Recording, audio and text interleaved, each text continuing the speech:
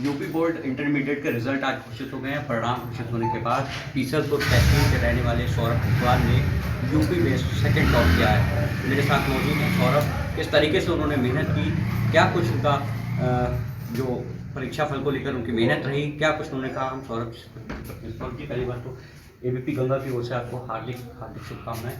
Thank you sir.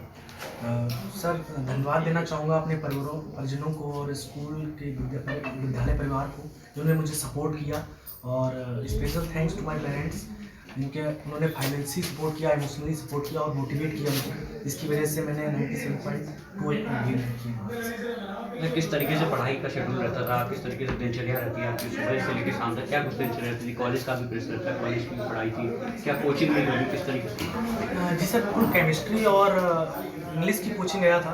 कुछ दिनों के लास्ट में आके छोड़ दी थी, सेल्फ स्टडी ही किया था और ऑनलाइन प्लेटफॉर्म भी ऑनलाइन कोचिंग का सहारा लिया था। और गुरुजनों का काफ़ी योगदान रहा, माता पिता का काफ़ी योगदान रहा। जो भी रहा, मतलब सेल्फ स्टडी मुझे लगता है कि एक मतलब ऐसा हथियार है, इससे बोल सकते हैं सब कुछ किया जा सकता है। तो मैं 11वीं की शुरुआत में कोचिंग गया था तो मैं उतना नहीं कर पाता था जितना मैं सोच रहा था, और घंटों के हिसाब से मैंने पढ़ाई नहीं की। डेली गोल सेट किया था। कहीं ना कहीं जब मैं बाहर होता था तो एक वो मेंटलिटी रहती थी बैकग्राउंड में कि हाँ मुझे स्टडी करना है। ऐसा हुआ था जिस दिन खाली बैठा होता था तो मैथ के कॉन्सेप्ट या जो भी थ्योरेटिकल सब्जेक्ट थे उनको रिवीजन किया करता था। तो बस यही मेरा शेड्यूल रहता था। और जैसे 24 घंटे तो कोई नहीं पढ़ सकता, लेकिन मैं जब नहीं पढ़ता था तो बैकग्राउंड में कहीं ना कहीं ये चलता था कि हाँ कुछ ना कुछ स्टडी करना था, रिवीजन करता रहता था, या फिर फ्यूचर प्लान्स या क्या सही है मेरे लिए, ये मेरे दिमाग में चलता था। अच्छा, अब जैसे इंटर का रिजल्ट आ गया है, अब आगे आपकी क्या सपना है, क्या कुछ आगे बढ़ना चाहते हैं, क्या कुछ करेंगे? जी सर, बिल्कुल। अभी मैंने मेंस का एग्ज़ाम किया है, कट ऑफ क्वालिफाइड है, एडवांस की तैयारी कर रहा हूँ सर। अगर नहीं होता है तो ड्रॉप लेके आईआईटी देना चाहूँगा। अगर आईआईटी नहीं मिलती तो एनआईटी ठीक है, और मेरा जो लॉन्ग टर्म गोल है वो आईएएस बनना है। ये थे सौरभ जी। इनका सपना है कि वो आईएएस करेंगे और आईआईटी के लिए की तैयारी करेंगे। यूपीएसएससी का एग्ज़ाम के लिए भी वो लगातार प्रयासरत रहेंगे। आपको दिखाएंगे, अपने सहयोगी से कहूँगा वो दिखाएं। ये लाइब्रेरी है उनकी छोटी सी, इन्हीं किताबों के ज़रिए वो पढ़ते हैं और सेल्फ स्टडी उन्होंने बात की। सेल्फ स्टडी और जो ऑनलाइन क्लासेस हैं उनके माध्यम से उन्होंने पढ़ाई की, और पढ़ाई करने के साथ साथ उन्होंने आज यूपी में अपना जिले के साथ साथ अपने माता पिता का गौरव बढ़ाया है। मेरे साथ उनके पिता मौजूद हैं जिन्होंने बीएससी की है। किस तरीके से उन्होंने पढ़ाई कराई और किस तरीके से उन्होंने अपने पाले को पढ़ाने के लिए क्या प्रयास किए, उनसे खुद बात करें। जी, मैं खेती करता हूँ। वही मतलब इनको हम हमेशा मोटिवेट करते रहते थे। बाकी मैं तो गांव में भी रहता हूँ, खेती करता हूँ। कभी कभार शाम को यहाँ आया तो कब आ जाया करता था, काम नहीं होता था यहाँ भी जाकर बात करता हूँ। बाकी जो भी फाइनेंशियली वाली बात है तो मैंने कहा इससे पढ़ाई चिंता मत करो, पैसे की चिंता मत करो, जो भी तुम्हें करना है वो करो, पैसे की हम व्यवस्था करके कुछ करेंगे। कितनी दूर है यहाँ से आपका? 20 से गाँव कितनी दूर है? गाँव से खेती बाड़ी 19 किलोमीटर हुआ। कैसे खेती करके मैनेज करते थे आप, कैसे बढ़ाते थे? खेती तो करनी है क्योंकि वही आय का स्रोत है हमारा, तो इस वजह से सुबह चले जाते थे, शाम कभी कभार शाम को आ जाते, या 2-4 दिन गाँव में रुक जाते थे, फिर चले जाते थे। यही रहता है। तो खेती में काफ़ी समय लगता है और उसके बाद भी आपको खास ध्यान देना होता है। किस तरीके से बेटे को सपोर्ट करते हैं? सपोर्ट तो यही मैं देखता जरूर था इनको, हाँ क्या कर रहे हैं तुम। बाकी हम जो भी किताबें या जो भी जहाँ कोचिंग जाते थे वहाँ से फ़ोन करके पूछता था, तो वो मतलब उस आधार पे अगर हमें लगता था कहीं कोई कमियाँ हैं तो हम उनको डांटते भी थे। लेकिन ऐसी कभी नौबत आई नहीं, 1-2 बार ऐसा कुछ हुआ तो फिर मतलब ठीक हुआ। अच्छा, बाकी अभिभावकों के लिए कुछ संदेश देना चाहेंगे? बाकी बच्चों के लिए क्या है, जो भी है कि अपना पढ़ाई करें, अब मेहनत से पढ़ाई करें तो बाकी सोशल मीडिया पर ज़्यादा।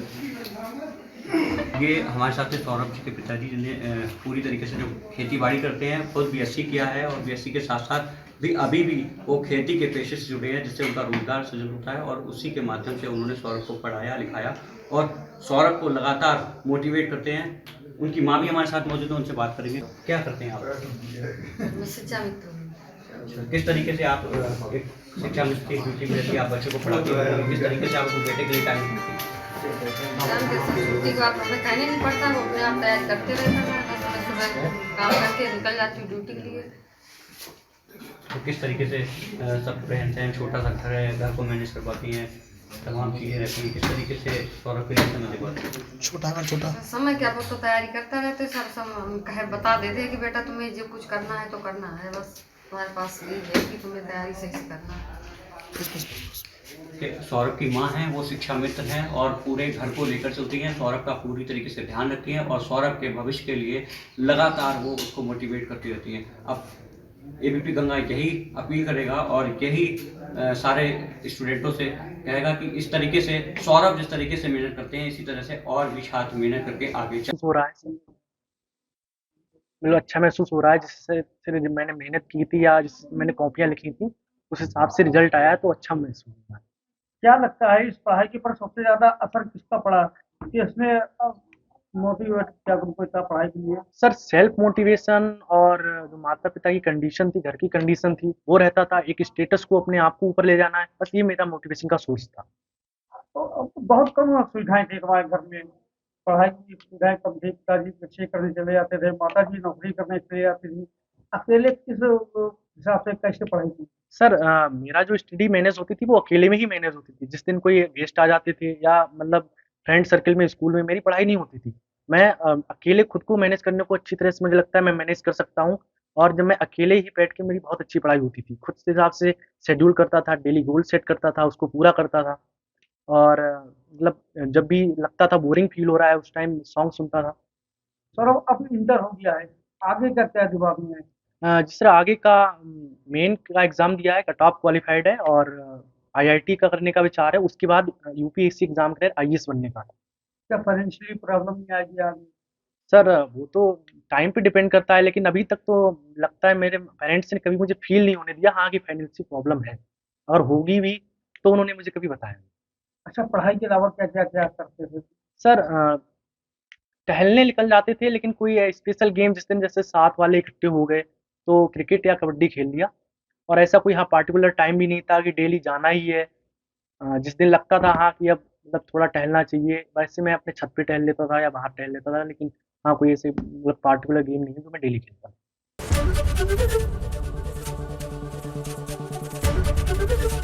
एबीपी गंगा, खबर आप